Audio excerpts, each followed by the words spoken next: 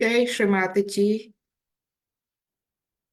அனைவருக்கும் அன்பார்ந்த மாலை வணக்கங்கள். இன்று வெள்ளிக்கிழமை கூட்டு தியானம். இன்றைய தியானத்தை நாம் ஆரம்பிப்போம். ஸ்ரீ மாதாஜியை வணங்கி அவரிடம் அனுமதி கேட்டு நாம் இன்றைய தியானத்தை ஆரம்பிப்போம். ஸ்ரீ மாதாஜி இன்றைய கூட்டு தியானத்துக்கு எம்மோடு இருந்து எம்மை வழி நடத்தி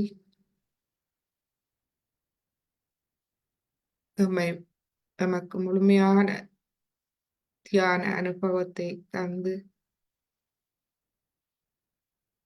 நம்மை ஆத்ம வழியில் எடுத்து செல்ல நாம் இதயபூர்வமாக தங்களை வேண்டிக் கொள்கின்றோம் தாயே.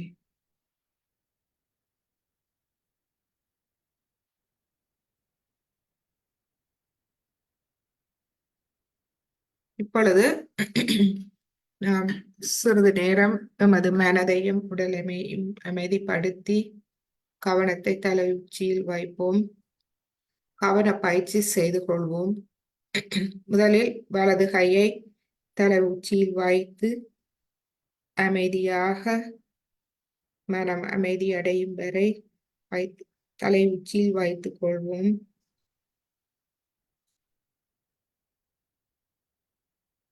பின்பு மெதுவாக 2 அங்குலம் மேலே உயர்த்துவோம்.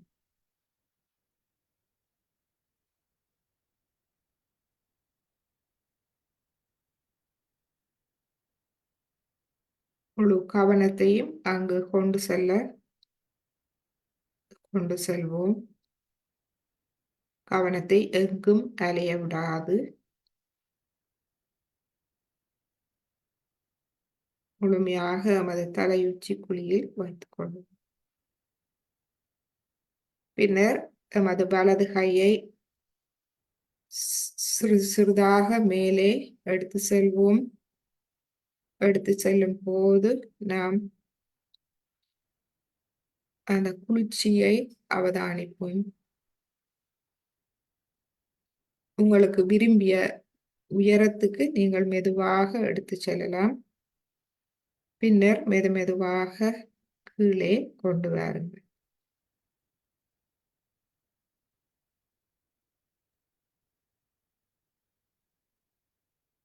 ஒரு இடத்தில் கூடிய குளிர்மையை நீங்கள் உணரக்கூடியதாக இருக்கும். அந்த இடத்தில் கையை சிறிது நாம் நிறுத்தி தியானிப்போம்.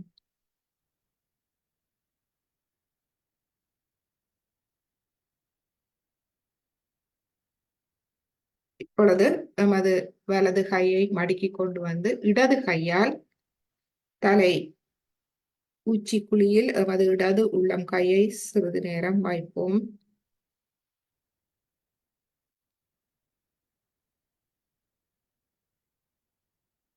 பின்பு மெதுவாக 2 அங்குலம் உயர்த்தி சிறிது நேரம் வைத்துக் கொள்வோம்.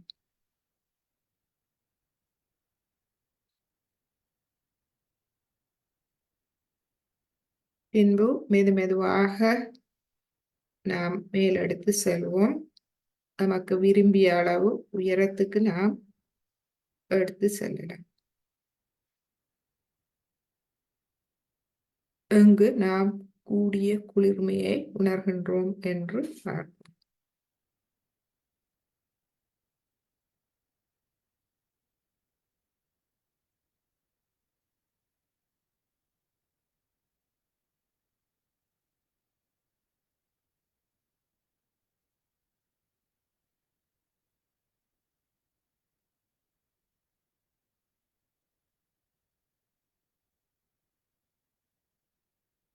இப்பொழுது மெதுவாக கையை நாம் கீழ் நோக்கி கொண்டு வருவோம். எங்கு நாம் கூட குளிர்மையை உணர்கின்றோமோ அங்கு கையை நாம் சிறிது நிறுத்தி சிறிது நேரம் தியானிப்போம்.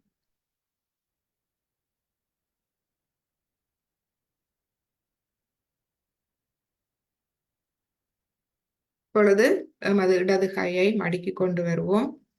இரு கைகளையும் அவதானிப்போம்.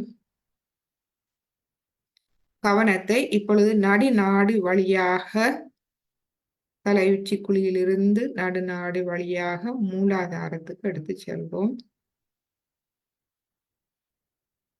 மூலாதாரத்தில் சிறிது அமைதியாக தியானித்து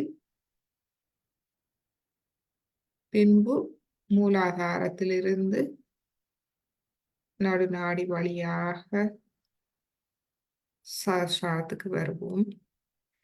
இந்த கவன பயிற்சியின் போது இவ்வாறு நீங்கள் 2-3 தடவை செய்யுங்கள். இப்பொழுது சஹஸ்ராரத்தில் இருந்து கொண்டு மெதுவாக கவனத்தை மூலாதாரம்,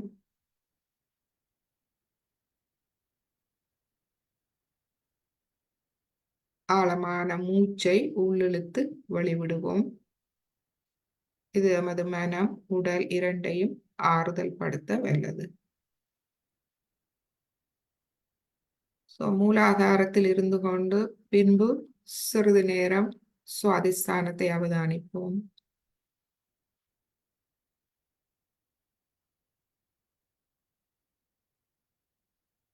சிறிது நேரம் நாபி பவசாகர பகுதியை அவதானிப்போம்.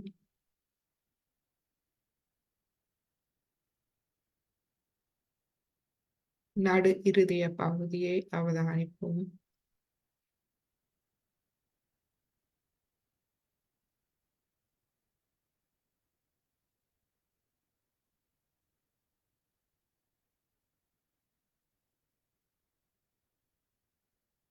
விஷுதி பகுதியை அவதானிப்போம்.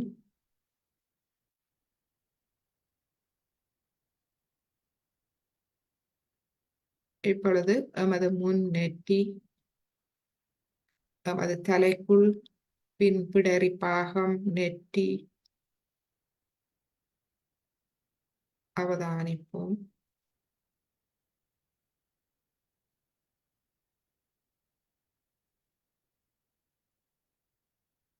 பின்பு தலை உச்சி குலுக்கி வரும். இப்பொழுது அமைதியை உணர்ந்தால் தலை உச்சி குழியில் சிறிது நேரம் தியானிப்போம்.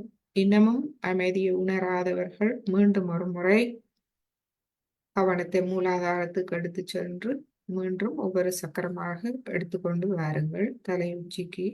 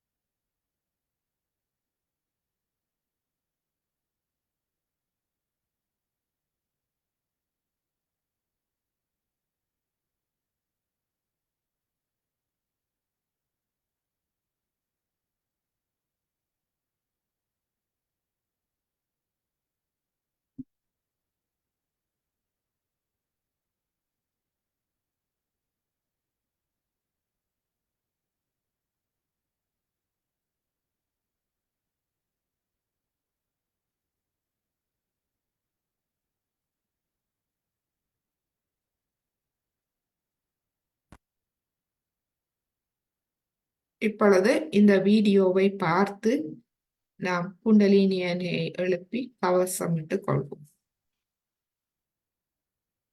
கண்களை திறந்து ஸ்ரீமாதிஜியோடு நாம் செய்வோம். Now raise your kundalini. Raise your kundalini slowly, very slowly.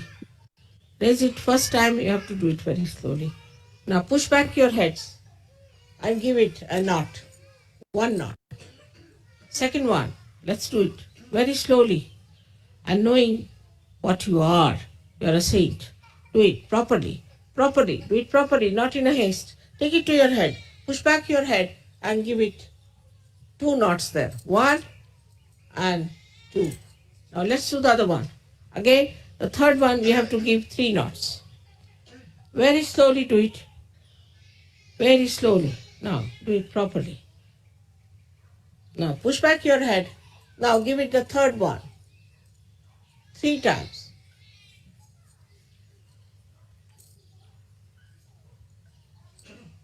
One. Slowly.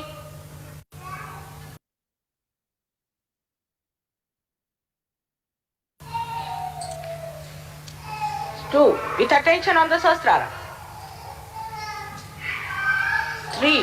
How do I do it? Four. Five. Good. Six. Attention on sahasrara. Seven.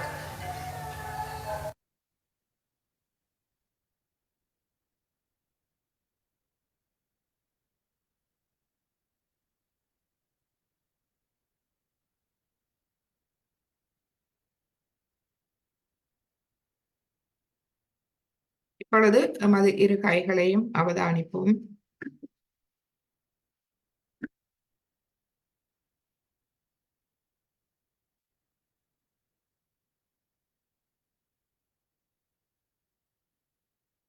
உப்பு நீர் தயாராக வைத்திருப்பவர்கள் உப்பு நீரில் இப்பொழுது நாம் கால்களை வைக்கலாம். சமுத்திர தேவரை பிரார்த்தித்து நமது கால்களை அதில் வைப்போம். எம்மை முழுமையாக எமது நாடிகள், நரம்புகள், சக்கரங்களை முழுமையாக தூய்மைப்படுத்த வேண்டி கால்களை அதில் வைப்போம். நமது இடது நாடியை நாம் தூய்மைப்படுத்திக் கொள்வோம்.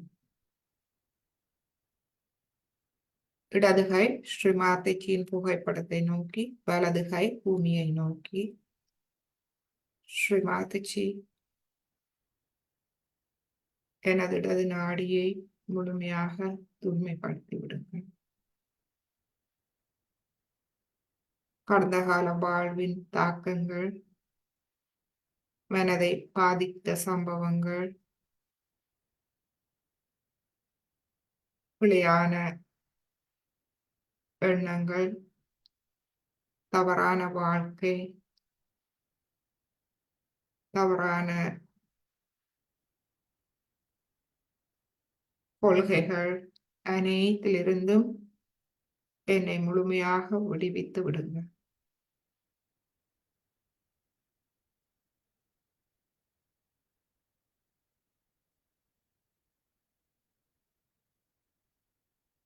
வேண்டாத மமகாரமாக எனது தலையில் இருக்கும் அனைத்தையும் நீக்கி எனக்கு தூய விருப்பத்தை மட்டும் தந்தரும்.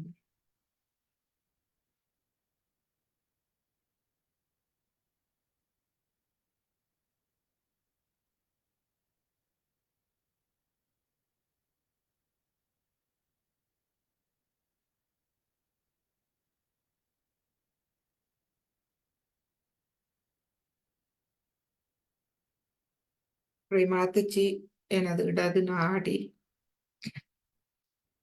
இடது கருவி நரம்பு தொகுதி, நரம்புகள், இடது பக்க சக்கரங்கள் அனைத்தையும் தூய்மைப்படுத்தி தாருங்கள்.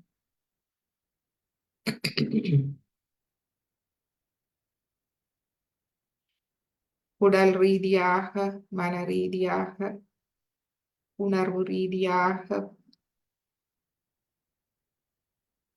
ஆத்ம ரீதியாக முழுமையாக தூய்மைப்படுத்தி தாருங்கள்.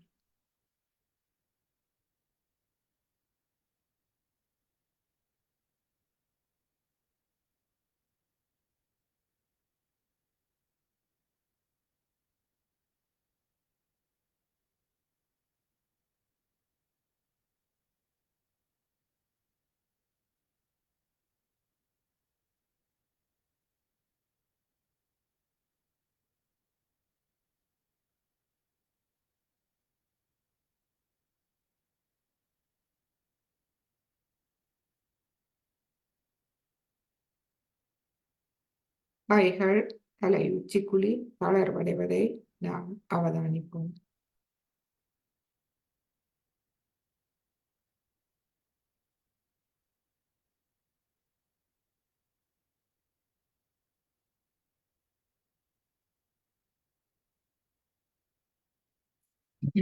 இப்பொழுது நமது வலது கையை மடியில் கொண்டு வந்து இடது கையை பூமியில் தத்துவத்தில் வைப்போம். நமது வலது மூலாதாரம் அதை நாம் உறுதியாக வைத்திருக்க வேண்டும். வலது மூலாதாரம், அதை பிரார்த்திப்போம். தாயே, எனக்குள் இருக்கும் அனைத்து தீய சக்திகளையும் அழித்தொழித்து எனது நன்மையை பாதுகாப்பவர் தாங்களே. என்னை வெளியிலிருந்து தாக்கும் அனைத்து தீய சக்திகளிலிருந்தும் என்னை பாதுகாத்து அருள்பவர் தாங்களே. எனது வலது மூலாதாரத்தில் வந்து அதை ஒளியூட்டி தாருங்கள். எனக்கு சாதுரியத்தை தந்தருளுங்கள்.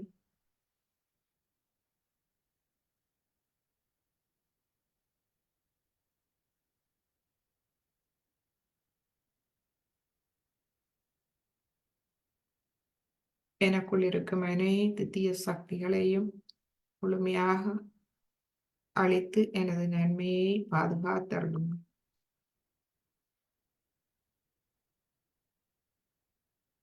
எனக்குள் இருக்கும் கள்ளம், கவடம், சூதுவாது,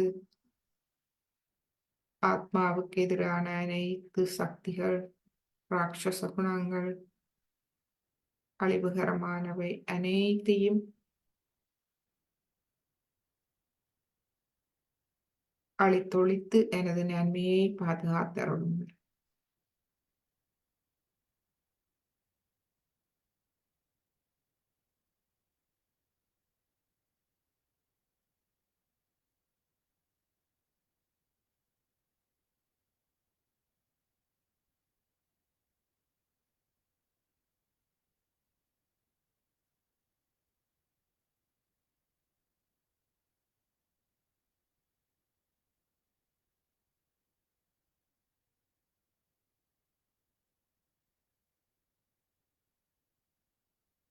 இப்பொழுது இடது கையை ஆகாயத்தை நோக்கி வைப்போம்.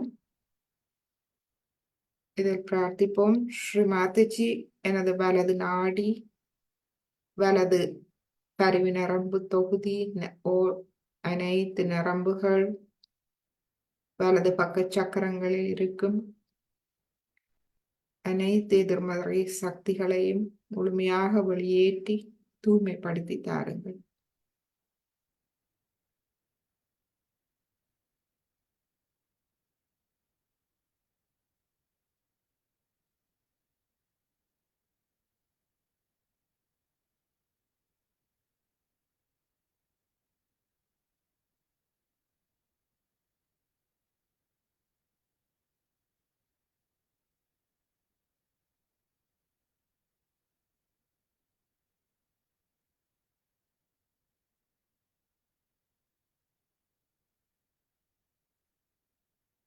இப்பொழுது எமது இடது கையை நாம் எமது கல்லீரலில் வைப்போம். வலது பக்க வயிற்றின் மேற்பகுதி கல்லீரல்.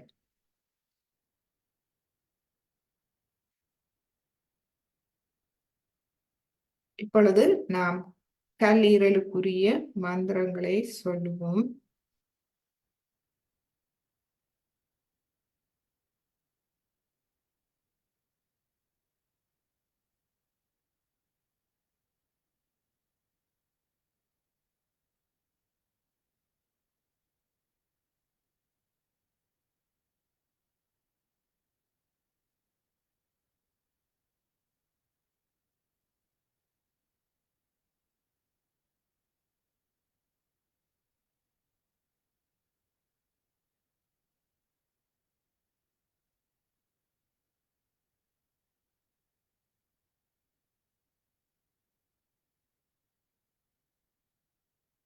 நமக்குள் கிரகலட்சுமி சக்தியாக இருந்து எம்மை குடும்பத்தில்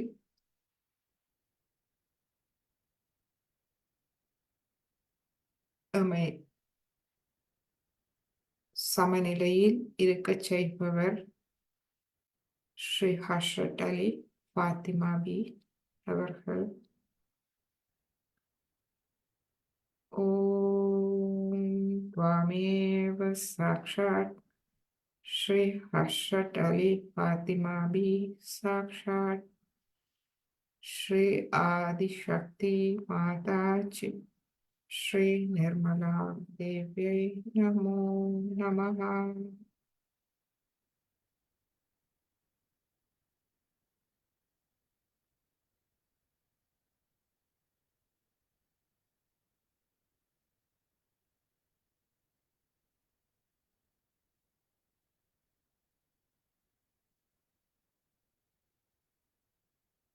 இமயமலையாக ஸ்ரீ சந்திரமா ஆக ஸ்ரீ கைலாச சுவாமினியாக இருந்து நமது வலது நாடி ஈரலை குளிர்விப்பவர்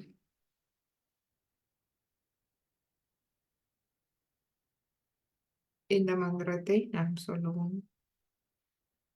ஓம் त्वामेव साक्षात् श्री हिमालया साक्षात् श्री चंद्रमा साक्षात् श्री कैलाश स्वामिनी साक्षात् श्री आदिशक्ति माता च श्री निर्मला देव्यै नमो नमः.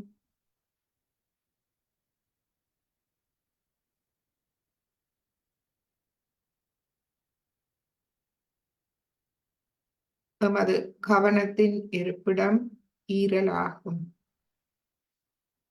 ஈரல் சரியாக தொழிற்படும் போது எமது கவனமும் தூய்மையாக அமைதியாக இருக்கின்றது. இந்த கவனம் எமது ஒளியூட்டப்பட்ட சுவாதிஸ்தானத்தால் நமக்கு கிடைக்கின்றது. எனவே இந்த மந்திரத்தை எடுப்போம்.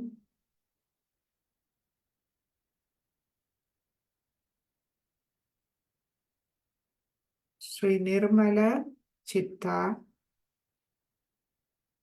தூய கவனம் சித்த நிரோதா எமது சித்தத்தை பாதுகாப்பவர் ஷித் சக்தி எமது சித்தத்தின் சக்தியாவார். சித்தேஸ்வரி எமது சித்தத்தின் அதிபதி. இந்த மந்திரங்களை எடுப்போம். ஓம் त्वामेव साक्षात् श्री निर्मला चित्ता साक्षात् श्री चित्त निरोधा साक्षात् श्री सिद्ध शक्ति साक्षात् श्री सिद्धेश्वरी साक्षात् श्री आदिशक्ति माता च श्री निर्मला देव्यै नमो नमः.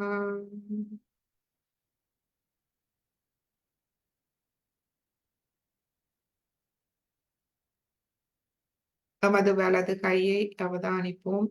அதே நேரம் நமது மேல் வயிற்று பகுதியில் இருக்கும் இடது கை அந்த பகுதியையும் நாம் அவதானிப்போம்.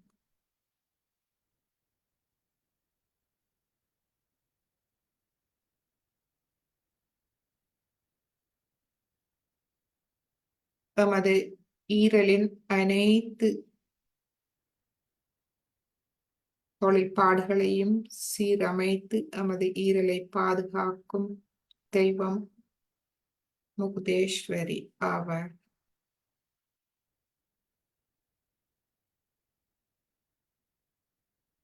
அந்த மந்திரத்தை எடுப்போம். ஓம் त्वामेव साक्षात् श्री मुक्तेश्वरी साक्षात् श्री आदिशक्ति माताजी श्री निर्मला देव्यै नमो नमः.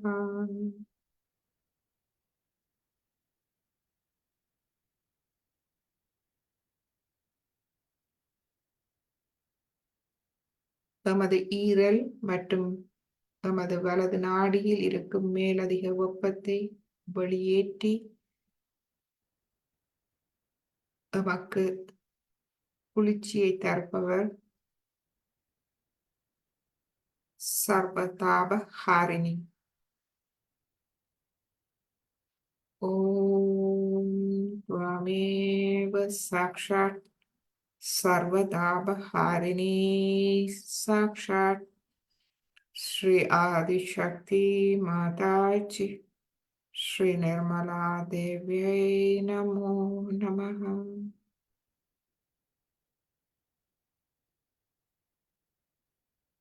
சஞ்சீவனி சுவாமியாக இருந்து எமது ஈரலை சீர் செய்பவர், சீரமைத்து தருபவர். சஞ்சீவனி மூலிகையாக இருந்து ஓம் त्वामेव साक्षात् श्री संजीवनी स्वामिनी साक्षात् श्री आदिशक्ति माताजी श्री निर्मला देव्यै नमो नमः. தெய்வீக சக்தியே சஞ்சீவனி மருந்தாகும்.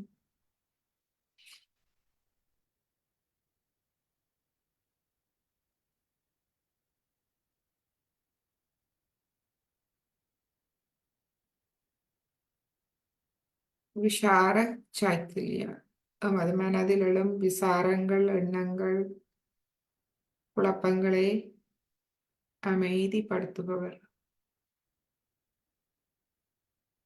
ஓம் त्वामेव साक्षात् श्री विशाल चैतन्या साक्षात् श्री आदिशक्ति माताजी श्री निर्मला देव्यै नमो नमः. அதி கிரிய சைத்தல்யா கிரிகைகள் அதாவது நமது செயல்கள், எமது அளவுக்கு மீறிய உடல் செயல்பாடுகளால் ஏற்படும் களைப்புகள் அனைத்தையும் போக்கி நமக்கு உடலில் ஆறுதலை தருபவர். ஓம் त्वामेव साक्षात् श्री आदिक्रिय चैतन्या साक्षात् श्री आदिशक्ति माताजी श्री निर्मला देव्यै नमो नमः.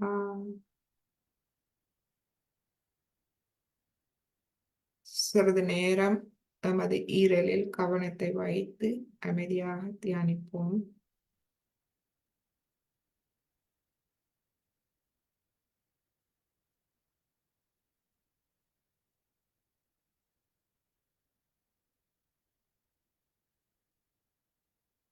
இப்பொழுது நமது இடது கையை மடக்கி கொண்டு வருவோம். இரு கைகளை மடியில் கொண்டு வந்து நமது நடு நாடியில் தியானிப்போம்.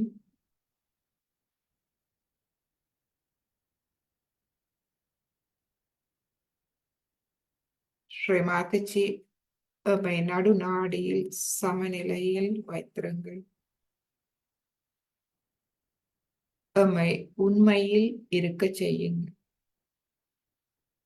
கடந்த காலம் முடிந்த ஒன்று, எதிர்காலம் இப்பொழுது பாதுகாப்பானது. எனவே எம்மை அமைதியான நிகழ்காலத்தில் ஆத்ம நிலையில் உண்மையில் எம்மை வைத்திருங்கள் தாயே.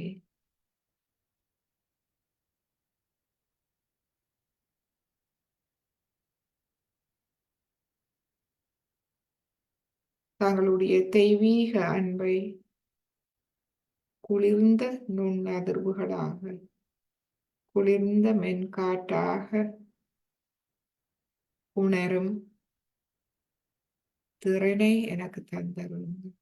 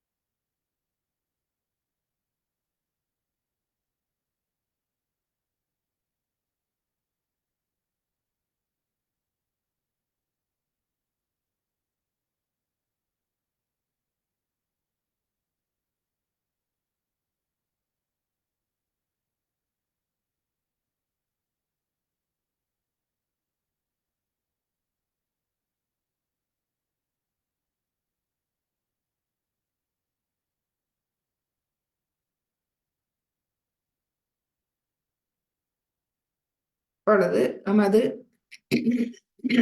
நடுநாடி எம்மை பரிணாம வளர்ச்சி, ஆத்ம வளர்ச்சியில் எடுத்துச் செல்லும் பாதை விஷ்ணு பாதையாகும். ஸ்ரீ மகாலட்சுமி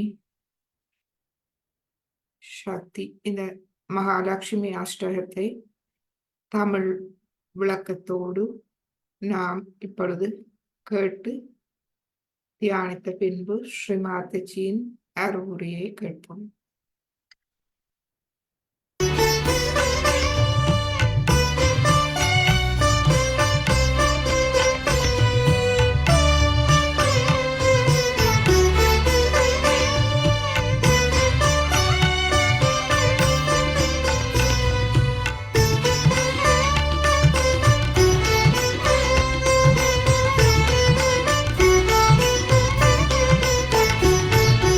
नमस्ते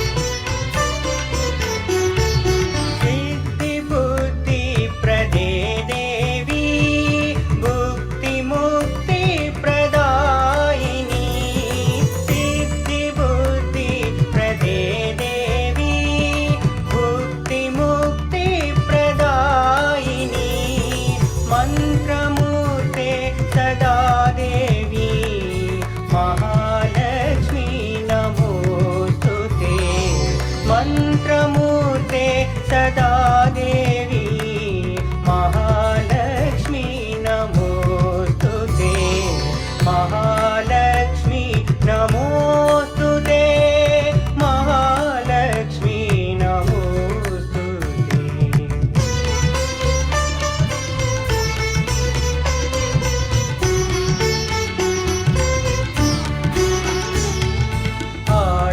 आद्यन्तरहिते देवी आदिशक्ति महेश्वरी आद्यन्तरहिते देवी आदिशक्ति महेश्वरी योगजे योगसम्भूते महालक्ष्मी नमोऽस्तु ते योगजे योगसम्भूते महालक्ष्मी नमोऽस्तु ते महालक्ष्मी नमोऽस्तु ते महालक्ष्मी नमोऽस्तु ते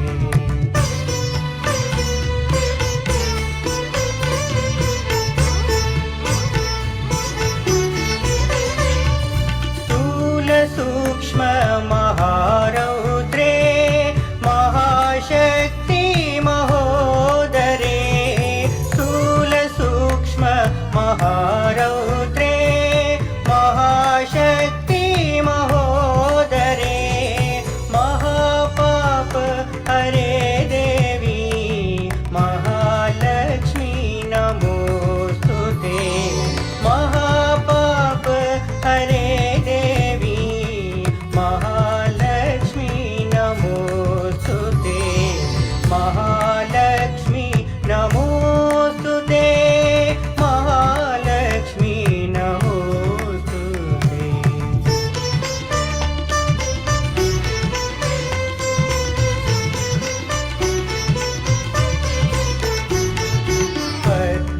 पद्मासनस्थिते देवी परब्रह्म स्वरूपिणी पद्मासनस्थिते देवी परब्रह्म स्वरूपिणी परमेशी जगन्मातर महालक्ष्मी नमोऽस्तु ते परमेशी जगन्मातर महालक्ष्मी नमोऽस्तु ते महालक्ष्मी नमोऽस्तु ते महालक्ष्मी नमोऽस्तु ते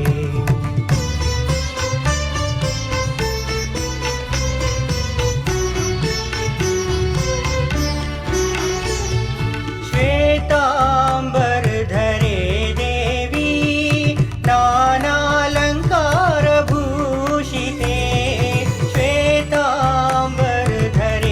देवी नानालङ्कारभूषिते जगस्थिते जगन्मातर महालक्ष्मी नमोऽस्तु ते जगस्थिते जगन्मातर महालक्ष्मी नमोऽस्तु ते महालक्ष्मी नमोऽस्तु ते महालक्ष्मी नमोऽस्तु ते महालक्ष्मी अष्टकं स्तोत्रम् यः पठेत् भक्तिमान् नरः सर्वसिद्धिमवाप्नोति राज्यं प्राप्नोति सर्वदा एककालं पठे नित्यं महापापविनाशनं द्विकालं यः पठे नित्यं धनधान्यसमन्वितः त्रिकालं यः पठे नित्यं महाशत्रुविनाशनं महालक्ष्मीर्भवे नित्यं प्रसन्ना वरदा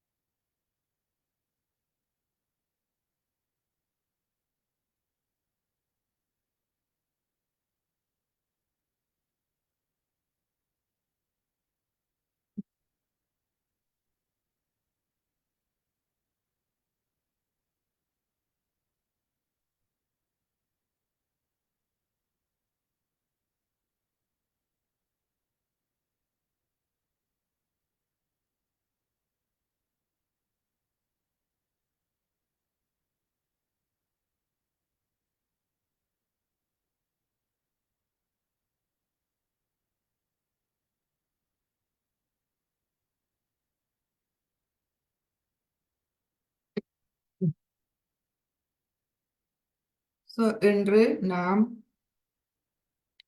நமது நாபி பவசாகரத்தில் தியானிப்போம். ஸ்ரீ மகாலட்சுமி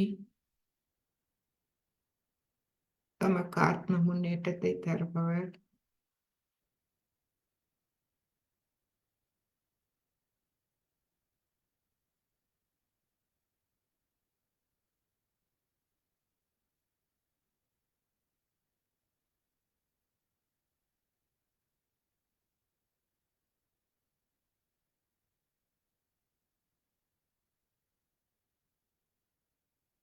இப்பொழுது நாம் ஸ்ரீ மாதாஜியின் ஒரு குரு தத்துவம் பற்றிய உரையை நாம் கேட்போம். நமது பவசாகரம்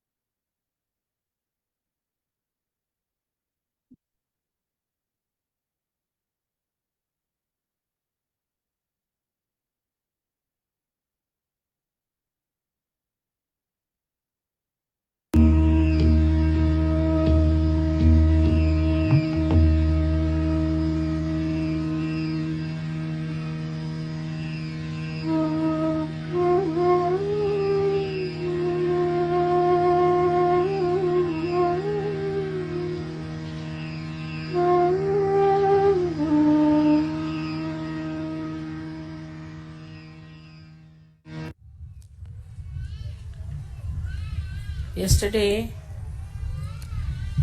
you had asked me for the status of a guru. It's a state.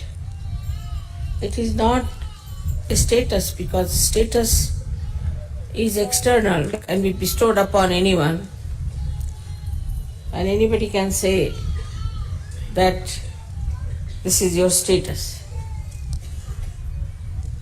For something external merit or something, you can give a status to a person. It is a state. State means the innate being evolved to that level that you become the master. Of course,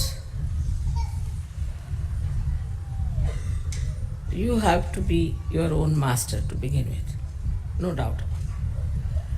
If you are not even your own master, then how you can achieve that state? Now, as I say, it is innate. Then one starts thinking, if it is innate in a such way, how do we achieve?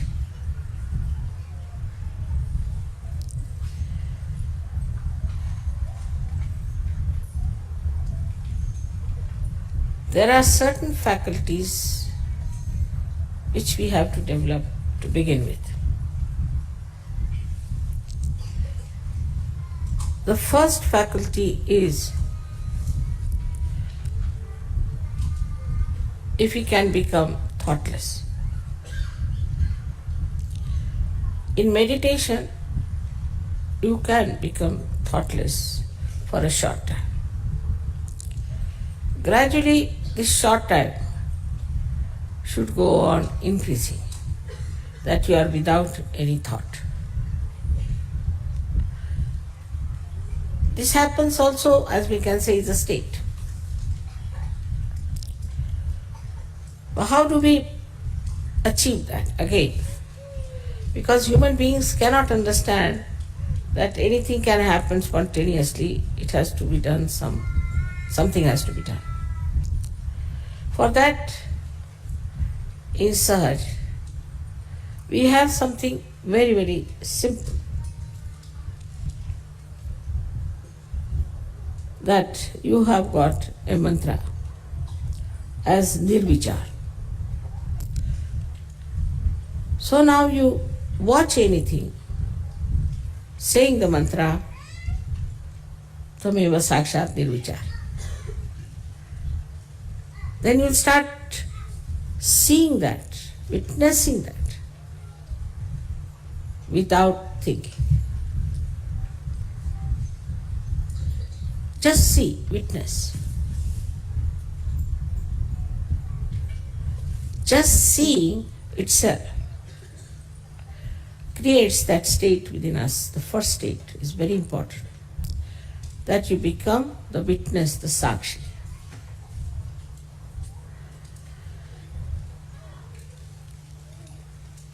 As soon as you become the Sakshi,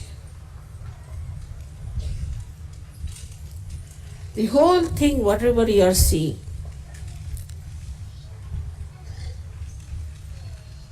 gives you the complete idea, subtle as well as gross, of that thing. You see it and you know it. And as a Sahajogi, it becomes your knowledge. We can say in the modern terminology that you see something, it gets recorded in your mind and it manifests joy. It manifests knowledge. It manifests compassion, whatever may the situation. Because now you have many dimensions which you have to develop. These dimensions are to be developed. Now supposing you go and meet someone with whom you have to deal. He's talking. Just become thoughtless. So now what is the thing that will happen as soon as you become thoughtless? First, his thoughts, his bombardment will not touch you because you are in different realm altogether. But in that realm, your power will manifest. It may cool him down, it may shut him down, or maybe he may just feel tremendous love for you.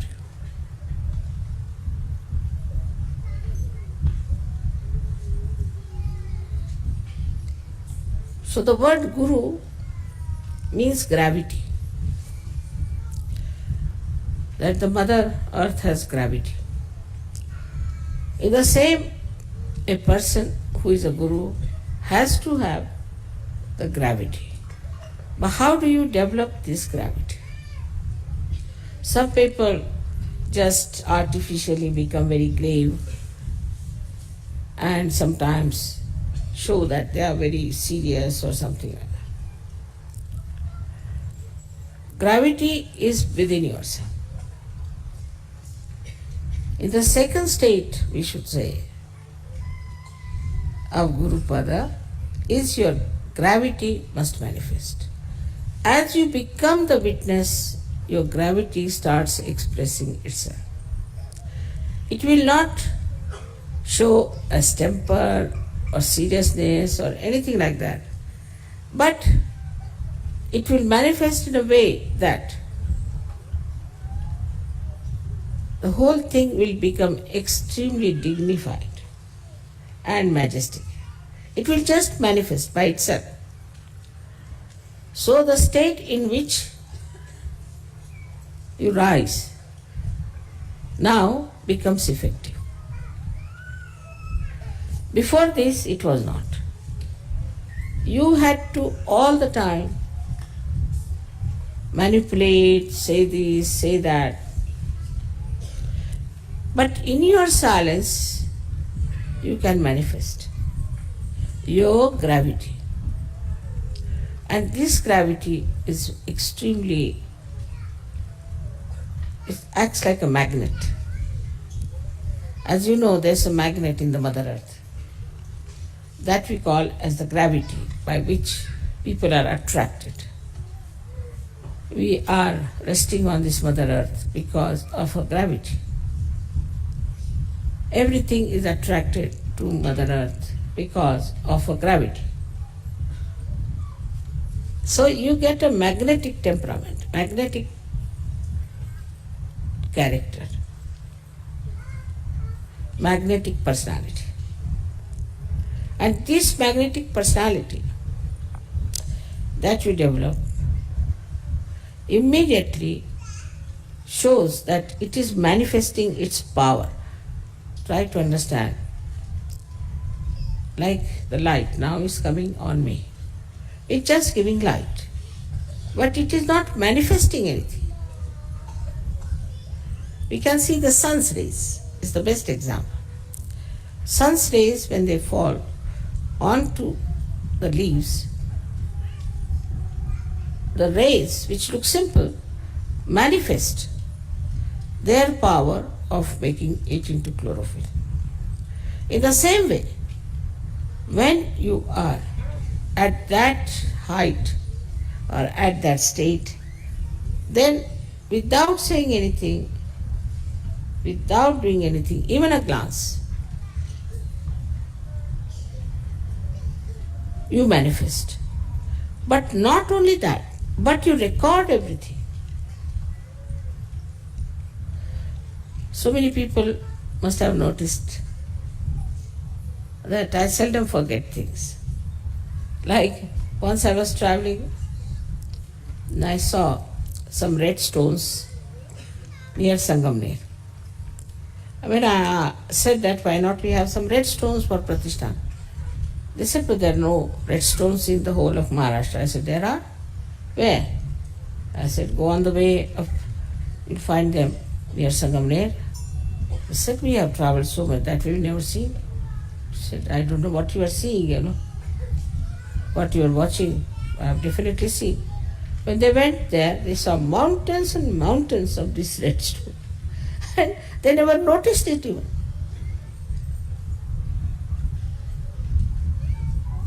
So now,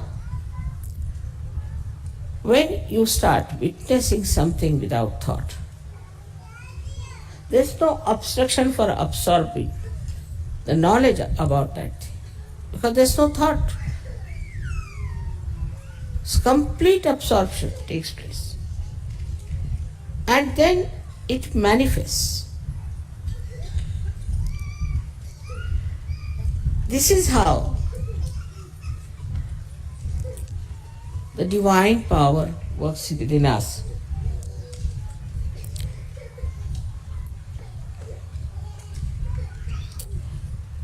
So, with our gravity,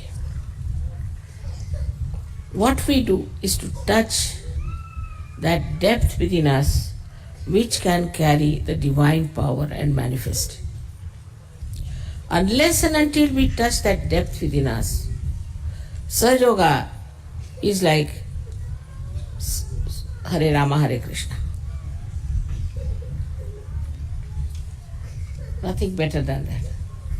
And that's why I find so many Sahaja Yogis sometimes really go off their rails suddenly, because they have no gravity to go down into their own being and to feel the beauty and the glory of their own being, and to use that gravity for manifesting divine power.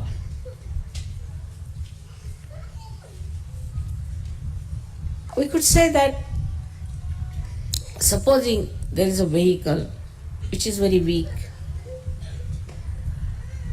which is not yet properly fixed, can not be used for something substantial. And the most substantial thing in your lives is this divine power, which looks very light. You never feel the weight of this divine power. You will never feel the pressure of this divine power. But if you are not clean, if your channel is not clean, then this divine power cannot flow properly. It cannot manifest. So when we say that we are the instrument of God Almighty, then like this instrument we are. Now we are connected to the mains. If this instrument is not all right, then it cannot manifest whatever it is supposed to do. But we are much above all these ordinary instruments, even the most complicated, even the most advanced and developed by science. Because we reach a state where we ourselves become the science of truth and absolute truth. So what is needed for a guru is self-esteem. This is a very important point people don't realize, the self-esteem. To achieve the self-esteem, we have to introspect and know that today I am not what I was before. I am a realized soul. I have got powers. Of course I have powers. Powers of love, powers of compassion, powers of grasping things, powers of creativity, powers of giving realizations to others. Nobody had these powers. But somehow or other in Sahaja Yoga, we are not self-conscious. And we should not be self-conscious because that can give you ego. But we should have self-esteem. I am a guru. I am a guru. I am not an ordinary person. I am not on the street. I am something special. I am on the shores of truth. I have to salvage the people who are blind, who are mad, all kinds of things. In the most chaotic conditions this world is today. So at that time, a kind of a silence will come within you. When there will be any such crisis, immediately will become extremely silent. But this is again a state I am telling. So now, if there is something that makes you upset or makes you unhappy, try to reach that point, that axis, which is just silence. And this silence will make you really powerful. Because this silence is not only yours. When you are in that silence, you are in the silence of the cosmos. Silence of the cosmos. And the silence of the cosmos works for you. You are in connection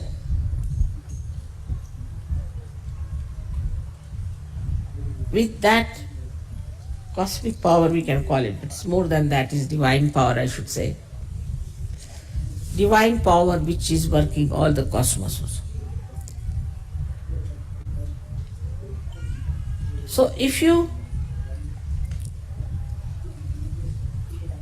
just become silent within yourself, know that you are sitting in the kingdom of God.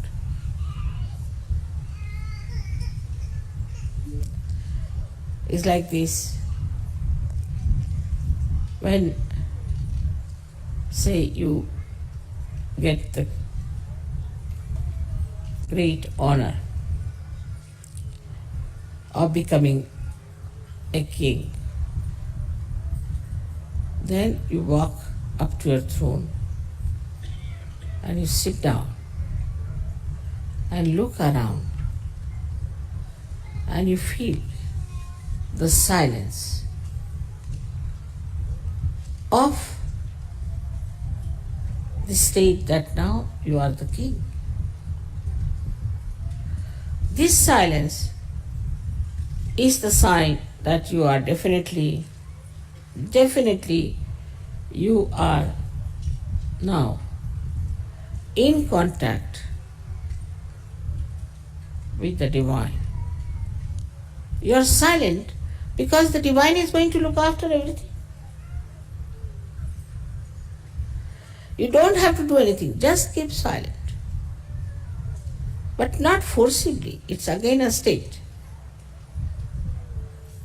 See, if any turmoil takes place, any problem takes place, suddenly your attention will jump onto that silence. And once you jump onto that silence, you being in contact with this whole all-pervading power. Now, when I talk about all-pervading power, we still don't understand what it is. What it means, this all-pervading power of love. Is it some sort of an energy floating around? Or is it some sort of a river or some sort of a ether?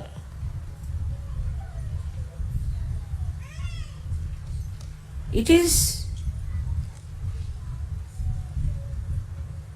the complete, the totality of reality. Complete totality of reality is this all-pervading power. Other things are unreal. And the reality is so efficient.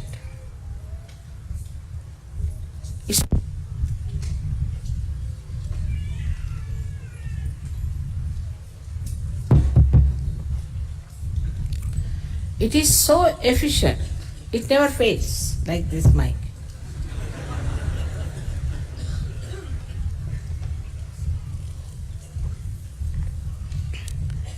It's such a tremendous,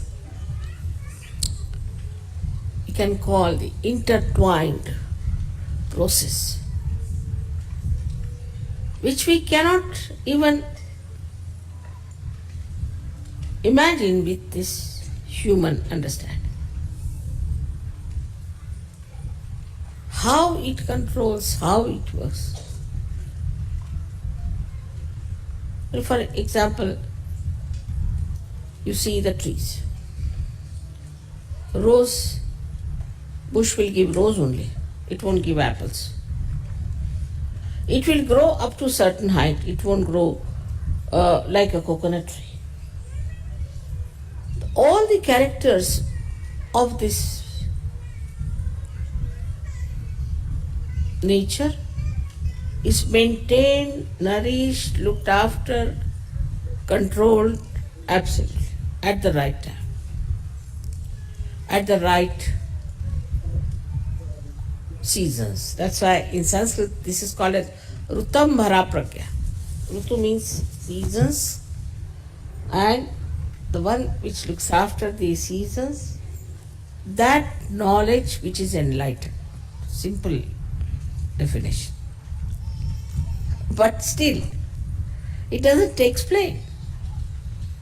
Because it is so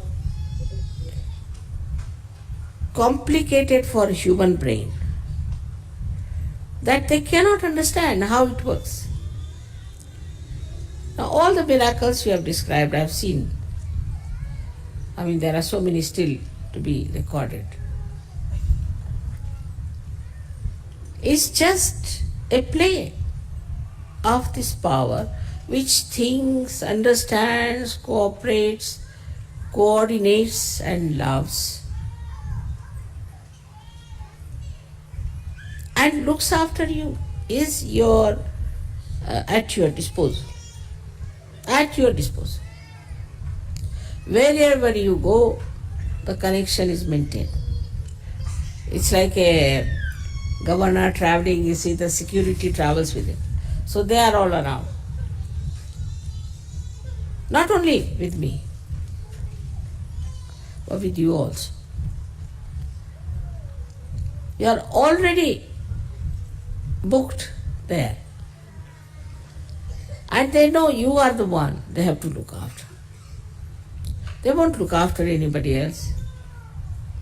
They won't do anything for anybody else, but for you people. Now try to understand the self-esteem part. You are Sahaja Yogis means you are such special people that this divine power, wherever you may be, whether you are sleeping, you are walking, or you are sitting under the tree or in your house, wherever you are, that connection is maintained. Like a talkie-walk, you can call it at the most. But you don't have to talk, you don't have to say anything, you don't have to command, you don't have to request, nothing. It is at your disposal. Because already you are one of the governors in the realm of God. So all the protocol that is yours. Anybody who tries to insult you or trouble you has to pay for that kind of an action. So you should never worry. You should never think of those things on the mundane level. On the contrary, I would say better forgive, because God knows what will happen to that person who misbehaves. It is not only compassion, also it is wrathful. It is wrathful. You are special people. Only thing, you have to have your self-esteem, and you must try to maintain your balance. Once you come in balance, the job of a guru is to give balance to others. It balances everything. It will balance the nature, climate, atmosphere, society, human beings. It is there to balance you.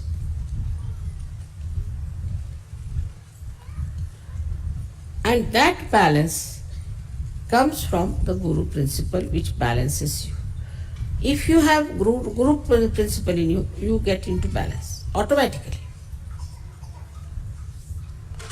Automatically you become a balanced personality. Nobody has to tell you now you balance. You are balanced. So now, how do we develop that balance?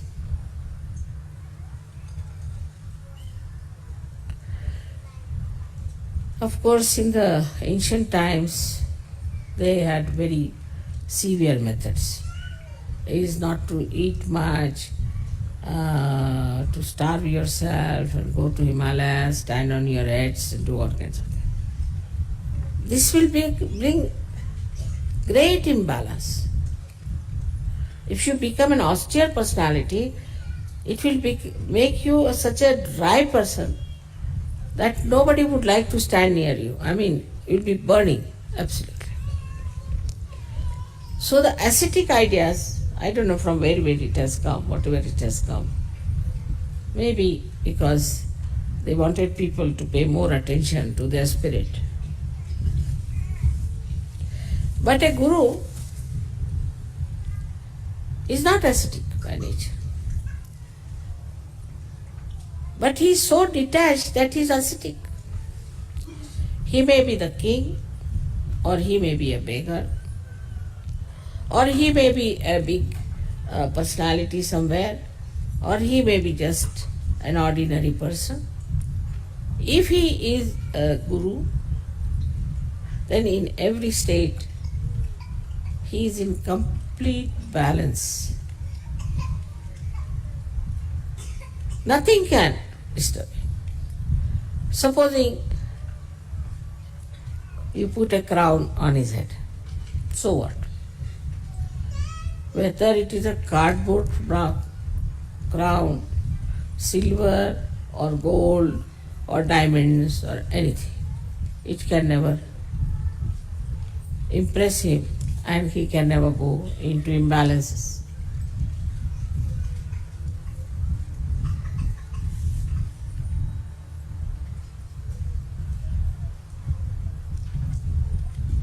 Food, for example. Food is one of the weak points, I think. A guru who might eat quite a lot, may not eat at all, may like something to eat, something not to eat, whatever it is.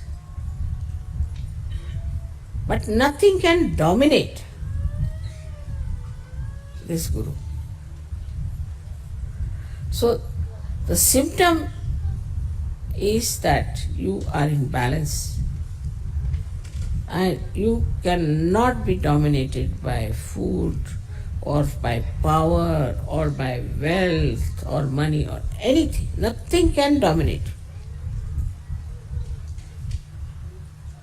You are above all these things. And once you know that you are above these things, then you are not afraid. No more you are afraid. Fearlessness comes into you. Become absolutely fearless. Nothing can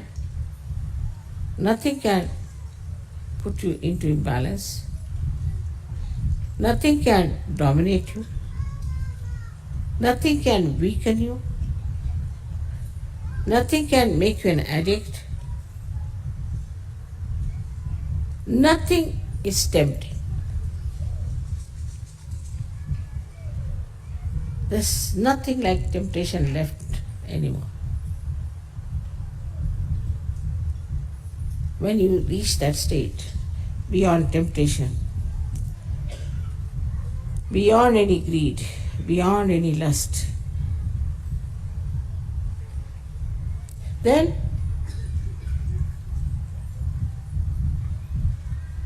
there is no problem. Nothing can really bring you down.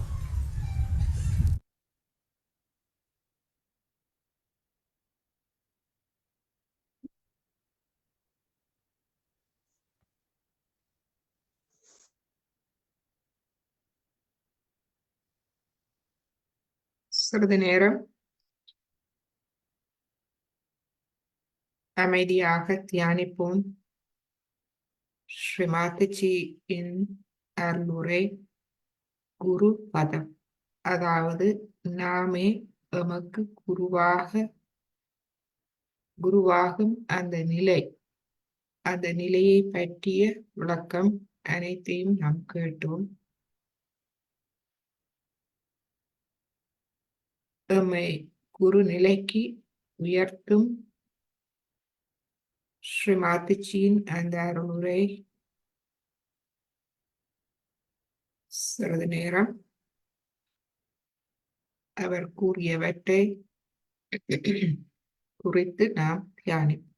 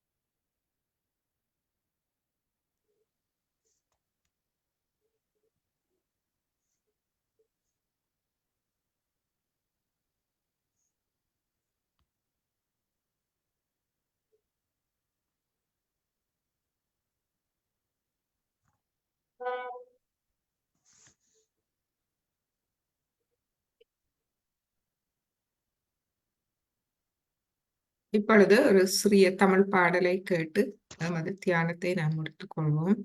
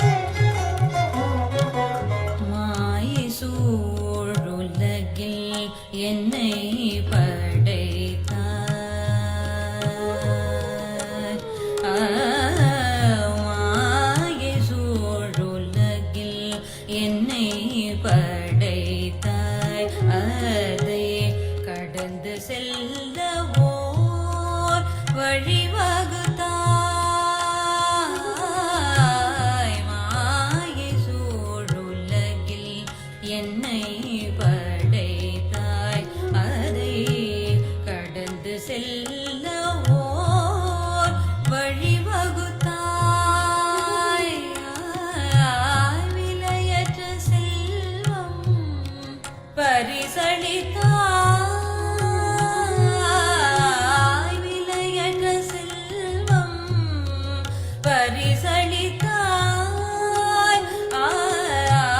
விலையற்ற செல்வம் பரிசளித்தாய் இதை அறிந்தும் உனிந்து இதை அறிந்தும் உனிந்து சரண் புக மறுத்தாய் இன்னமும் தந்தேகமோ சகல லோகநாயகியை எடைகலம் புகுந்திட இன்னமும் தந்தேகமோ மனமே மனமே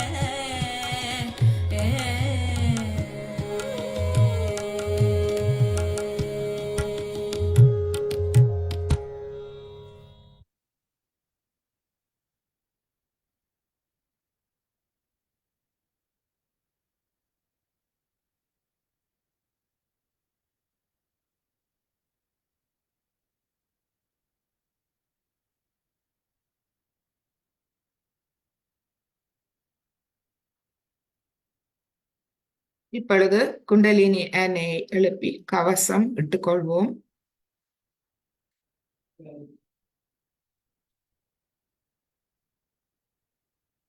Wish peace for the whole world, for the whole nation.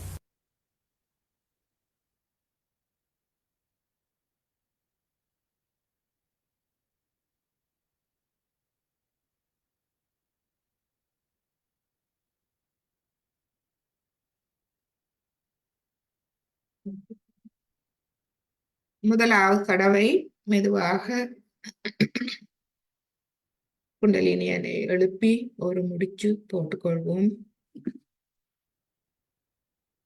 இரண்டாவது தடவை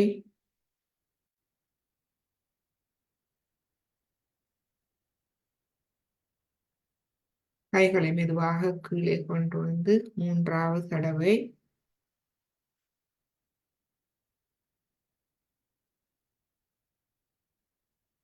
கைகளை மெதுவாக கீழே கொண்டு வருவோம். இப்பொழுது கவசம் எடுத்துக்கொள்வோம். மூலாதாரம், சுவாதிஷ்டானம், நாபி, பவசாகரம், இருதயம், விஷுதி, ஆக்யா, சாஸ்வரர். மீண்டும் நமது இரு கரங்களையும் கூப்பி ஸ்ரீமாதஜிக்கு வணக்கம் தெரிவித்து இன்றைய தியானத்தை முடித்துக் கொள்வோம். ஃபேஸ்புக் அன்பர்கள் இப்பொழுது நான்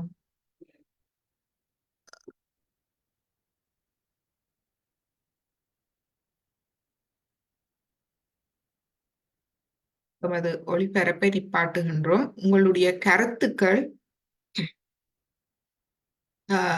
அல்லது நம்மோடு தொடர்பு கொள்ள விரும்பினால்